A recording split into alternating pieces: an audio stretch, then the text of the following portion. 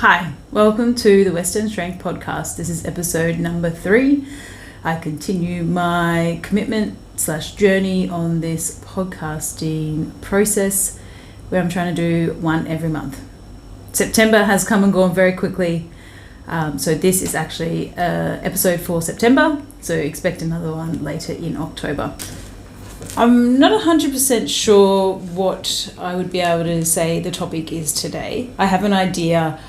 Just at this point, I'm not able to succinctly put it together for you. But I'll tell you where it's coming from, the concept, maybe. And it's that a week or two ago, I was driving in the car. We were playing some music, but I was a little bit zoned out. I was driving though. And I was just actually zoned out on the fact that I ran a marathon this year. And I was just like, wow. I was just in my brain. I was thinking to myself, wow. That's actually pretty cool. I don't know that I've actually kind of stopped to really appreciate what that was and everything that I kind of put into it to get it done. And it was like a inner proud moment for myself. And then I kind of got snapped back into it and been like, oh, yep, there's traffic lights, should probably stop for those.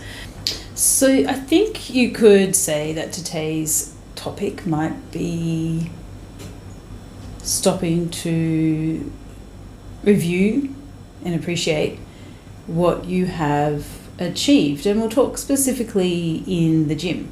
We recently had our 3rd testing week for Western Strength group training, and we were testing our 2 repetition max or 2 RM with our main lifts, back squat, deadlift and overhead press, and then various bodyweight movements and conditioning pieces.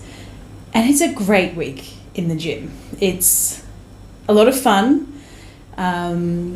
It's a different way that we do the session. It's purely about that one lift or that one conditioning piece. So you're warming up, you're pushing yourselves, but there's downtime and you're chatting and you're stretching out and you're really seeing how far you can go to get the heaviest load for 2 reps.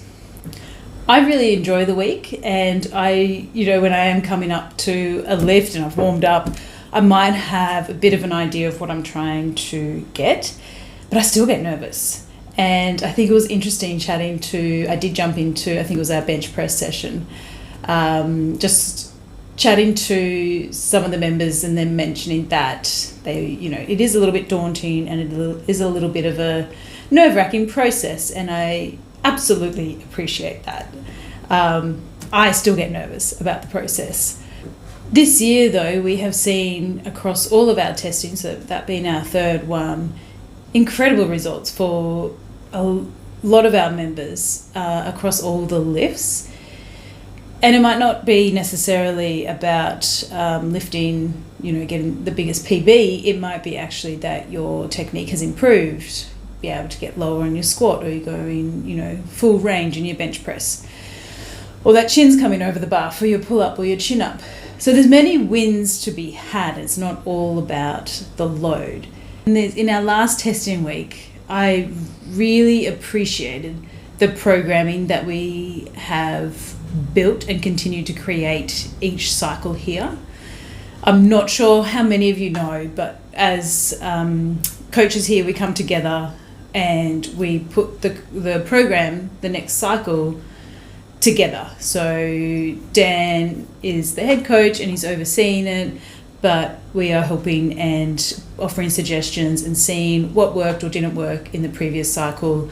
Where are we seeing any particular lack or in mobility, any particular tightness, and what can we do to help improve that? And we try and facilitate that. So I think for me, it's a very exciting moment in our last testing week. I worked through the whole strength cycle, followed the whole strength cycle. I didn't do strength cycle 2, just because I was training for the marathon, and I did adapt my strength training a little bit, which I might come back to. So this was the second one for this year of jumping into, and the process works. I think what's some takeaways from the last training cycle is that you do need to record your training in some way, whether that's through our Beyond the Whiteboard app that we use, or if you have your own process of just popping notes into your phone. But that's really going to ensure our progressive overload. It's going to help, are we jumping too high in terms of a weight, which can limit your strength progress over time, or are we not lifting heavy enough? Are we just sitting in this comfortable zone? So it's really beneficial to record your lifting. It's also important to lift within your strength capability. So if you are paired up with someone, don't feel like you're an inconvenience if you have a slightly different weight. We have the time, we have the capacity with the weights to adjust your weight so that you're lifting to your 65% and not someone else's 65%. And I think we have seen a few times where if a member hasn't quite lifted to their numbers, maybe lifted a little bit heavier, and so it's compromised the technique, that it has had a negative effect in the overall progression. So you will be paired up at times, but lift to your weight. You're not inconveniencing anyone. There is the rest time and the downtime that you have the ability to do that, and that will also really help to ensure your progress with your strength. So I guess I wanted to talk about ab testing because we're coming into our last cycle, strength cycle 4, we're week 2.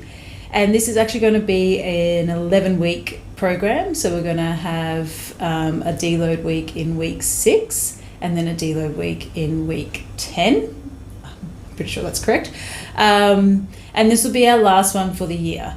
And I think that's pretty exciting that we're coming into basically what we've been building to since January. So we've done 5 repetition max, 3 RM, 2 RM, and now we're looking at 1 RM. So we've really laid the foundations in those first 3 strength cycles. And this 4th one is about, are we seeing progress over the whole year? So we have our 1 RM for our deadlift, back squat and bench press. We've got a conditioning test on Tuesdays, West End strength gone bad.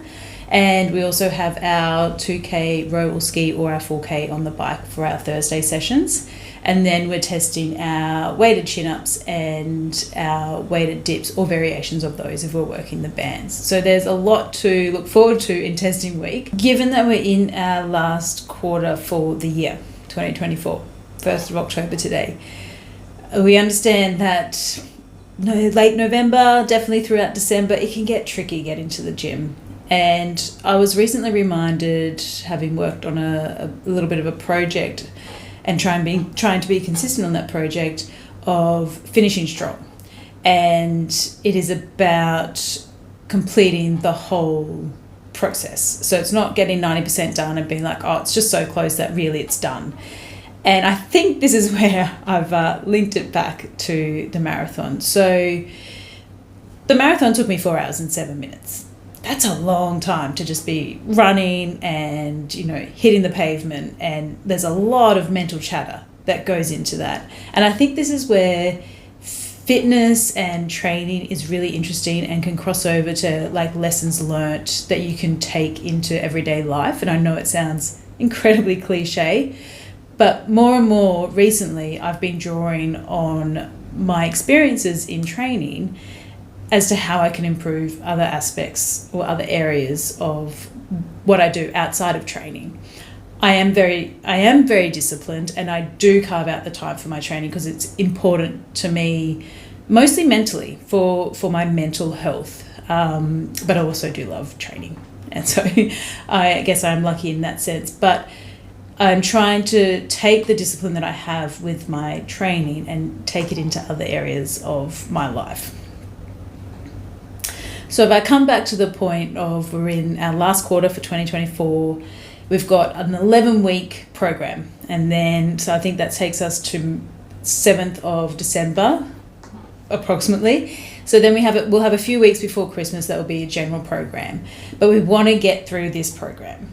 And what things can we do to make sure we get 100% to the testing week. It does, obviously weeks are going to be hard. You might get sick, work gets busy, life gets busy, you're away. But it's making the most of the times when you can come to training. And we don't always feel like coming to training. Totally get it. But I would like to put the question out there, has there been a session when you haven't felt like coming to training, but you popped your shoes on, you walked through the doors anyway, said a, hello, maybe it was lacking energy.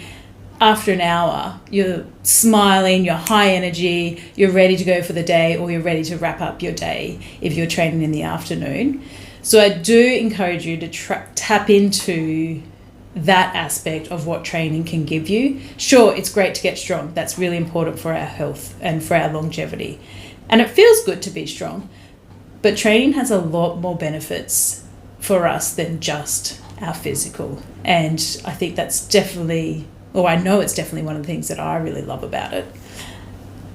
So I'm doing my marathon and I didn't stop at 37.8 kilometres. I think that is 90% of 42 kilometres. I did do the maths. I might not have remembered that correctly. I knew I had to complete it. I didn't want to stop and walk. I would have completed it had I still walked, but it just would have taken me a much longer time. And expand, although it was only like 4 hours of, a Sunday morning, if I expand that out, sometimes our strength training or just training in general, it can just feel like it's a really long time, and 10 weeks is a really long time, but we're not going to stop and walk and just crawl through to our final testing week of 1RM when we've done 5, 3, 2, you've done all the work since January. Now's not the time to stop. Now's the time to find the energy, to find your enthusiasm. Or, what is it that gets you to training? Is it to see your mates? Is it because you want to get 5 kilos more on a deadlift? What, maybe given that it's this time of the year where it can all feel a little bit tiring, now's the time to think about a good goal for your testing. And it might be that I came 3 times a week for 11 weeks and then I completed testing. It actually doesn't really matter what I got, it's just more the fact that I did it. Or actually, yes, I'm trying to work on getting, 3 kilos heavier on my bench press, or this is the testing cycle that I'm going to get an unassisted chin up or pull up. I'm not really sure how connected I got to the marathon thinking I had at the start of this podcast. But I did want to finish by saying, if you haven't necessarily had a goal that in training that you've been working towards, maybe this is the cycle to set one, and it might change how you show up in training. So instead of kind of showing up, warming up, just doing your sets and reps, it might give you a bit more of an energy or enthusiasm to be really mindful of how is your weight feeling. Am I pushing it to a point of that is like, it's working within our RPE of what we've suggested each day? Or is that just feeling like a very comfortable weight now and I'm not pushing it? Or even in your conditioning, am I selecting the appropriate dumbbell for my strength? Am I going at the pace within the cardio aspect as well? So that could be something to utilize in this last strength cycle.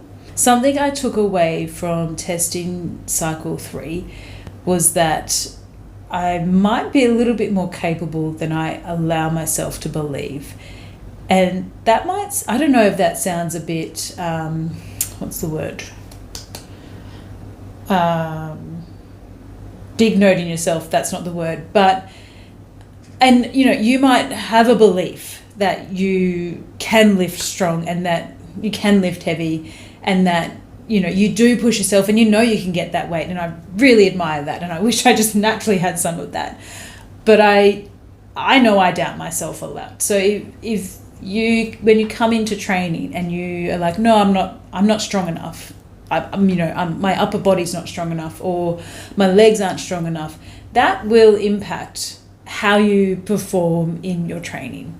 And I think it is allowing yourself to believe that you are capable of more than you realize, And I do love seeing when that clicks with members in the gym. It's one of those aha moments.